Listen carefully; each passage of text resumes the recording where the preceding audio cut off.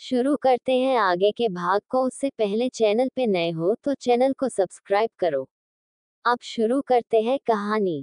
दादी बोली, क्या बात है बेटा, तुमने सबको इस तरह क्यों बुलाया? रिद्धि ठीक तो है न? और ये रिद्धि इस तरह क्यों बैठी है? दादी ने चिंता से कहा। रिदम ने एक नजर रिद्धि को देखा और उसके झुके हुए सिर को देखा। फिर बहुत आराम से जो रिद्धि ने कहा उसको सबको बताने लगा। सारी बात सुनकर सबका मुंह खुला का खुला रहा गया। रिदम सारी बात कर बोला, रिद्धि को डर है कि कहीं उसको भी हम लोग ऐसे ही ट्रीट न करें, उसे भी घर से न निकाल दें। दादी पूरी बात सुनकर आगे आए और बोली, रिद्धि बेटा, आप ऐसा सोच भी कैसे सकती हो? क्या आपको कभी हमारे घर में ऐसा माहौल देख क्या, या फिर हमने कभी किसी भी बच्चे ने आपके साथ ऐसा बिहेव किया है जिससे आप ये सोचने पे मजबूर हो गई कि अगर आपके बेटी हो गई तो आपको हम घर से निकाल देंगे? आप सोच भी कैसे सकती हो ऐसा?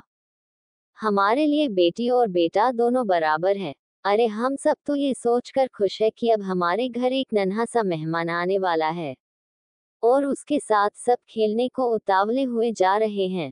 दादी अभी बोल ही रही कि कियारा आए और बोली, भाभी पता है मैं और अदिति और बाकी सब तो चाहते हैं कि हमारे घर एक नन्ही सी परी आए जिसको हम सब अपने साथ अपने तरीके से तैयार करके रखेंगे।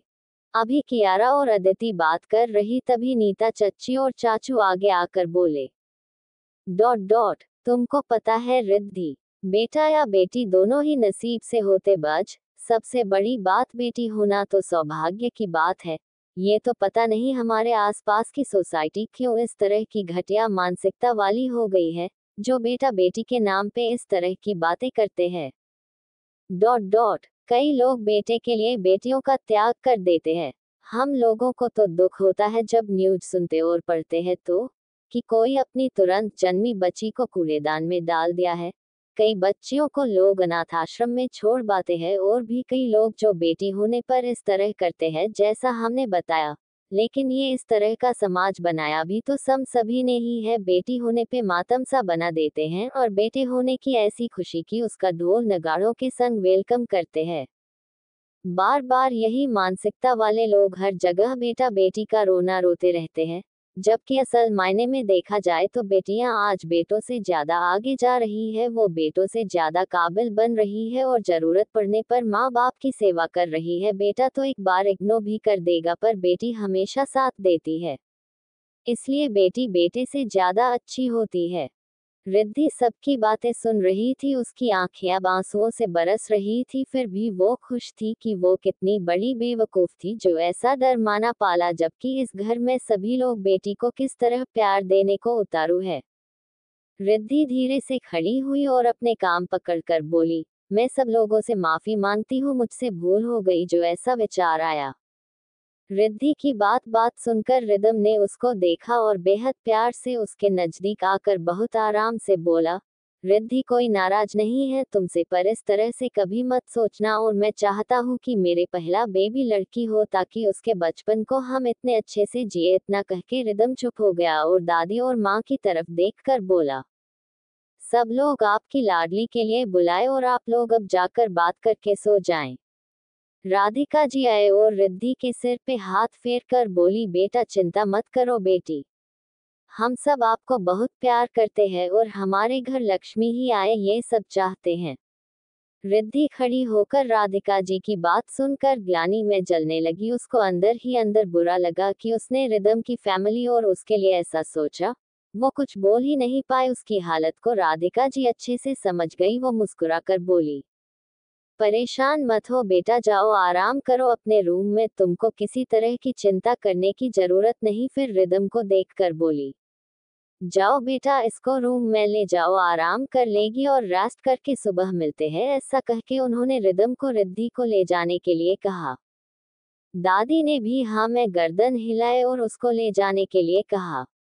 रिदम के पापा भी धीरे से बोले, जाओ बेटा, बहू को सोना चाहिए। अब वैसे भी अब किसी भी दिन हमको हमारी पोती गोद में मिल सकती है, इसलिए इस टाइम चिंता फ्री सोना चाहिए। उसके बाद तो आप दोनों को जागना ही जागना है।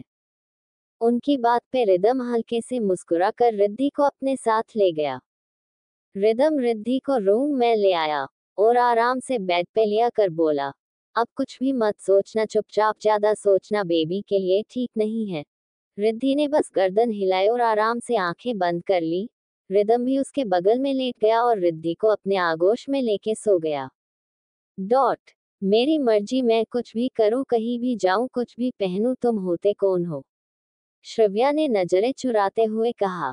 सच मैं बता दूं, लगता है बताना ही पड़ेगा, कौन हूं मैं? और इतना कह के सिद्धांत ने उसे बेड पे धकेल दिया और उसके ऊपर आकर श्रव्या के हाथों को दबाकर बोला, मिसेज श्रव्या सिद्धांत ओबरॉय, तुम शायद भूल रही हो तुम कौन क्या हो। बीवी हो मेरी, अभी भी ये बात भूलो मत। घर से जाने को क्या बोला तुमने तो मुजरा ही शुरू कर दिया। तो ये था तुम्हारा जरूरी काम जिसके लिए तुम ऑफिस से भी आधे दिन की लीव लेके आई। लोगों को अपना हुस्न दिखाने का काम शुरू कर दिया है। पर तुमको पता है लोग कितनी तारीफ कर रहे थे बाहर आपके हुस्न और डांस की। जाओ बाहर, इस ड्रेस में लोकगीत की तरह नाचने को तैयार है। सिद्धांत गुस्से में उसकी कलाइयों को दबाए जा रहा था, वो अपनी पूरी गुस्सा उसकी कलाइयों पे उतार रहा था। श्रव्य दर्द से तड़प कर गुस्से में बोली, शी छोड़ो, मेरा हाथ दुख रहा है बहुत। और पति होने का हक तब जमाना तब तुमने पत्नी माना हो, तुमने तो सिर्फ और सिर्फ अपनी जंग का मोहरा समझी, मैं तो उस मोहरे पे इतना हक नहीं जताते। छोड़िए मुझे, ऐसा कह के वो सिद्धांत को धक्का दे के उठने को हुई कि वापस से अपनी नीचे दबोच लिया। इस बार सिद्धांत ने श्रव्या को इतनी ताकत से दबोचा कि वो हिल भी नहीं पा रही थी। श्रव्या के पैर सिद्धांत के पैरों के बीच फंसे हुए थे, हाथों को मजबूती से अपने हाथों को दबाकर बैठा था। श्रव्य के नाजुक से शरीर के ऊपर सिद्धांत की मजबूत गठीली बॉडी का पूरा वजन पड़ रहा था, जिससे श्रव्या दर्द से तड़पने लगी। वो गुस्से में बोली, सीड इनफ, दर्द हो रहा है मुझे। सिद्धांत भी उसी टोन में बोला, दर्द अभी कहा? दर्द तो अभी दूंगा। ऐसा कह के सिद्धांत ने श्रव्य के ऊपर ब्लाउज की पीछे से डोरिया खोल दी, जिससे एक झटके में उसके सीने से उसका ब्लाउज एक कर दिया। गुस्से में उसकी थाई को रगड़ते हुए बोला, बहुत शौक है न बॉडी दिखाने का? और ऐसा बोलकर वो श्रव्य के जांघ पे जोर से मसलने लगा, जिससे श्रव्य को बहुत दर्द हो रहा था। वो दर्द से तड़प रही थी, उसकी जांघ लाल हो चुकी थी, दर्द से चेहरा भी लाल हो गया था। श्रव्या तड़पते हुए बोली, प्लीज सीट, दर्द हो रहा। फायर। सिद्धांत ने उसकी थाई को गुस्से में देखा। वाकई में उसकी गोरी नाजुक सी थाई, जो दूध जैसी दिख रही थी, पर रगड़ने की वजह से बहुत लाल हो गई थी। ये सीओ संग शादी का सेकंड सीजन का ट्रेलर है, जो जल्दी ही आप लॉस के सामने आएगी।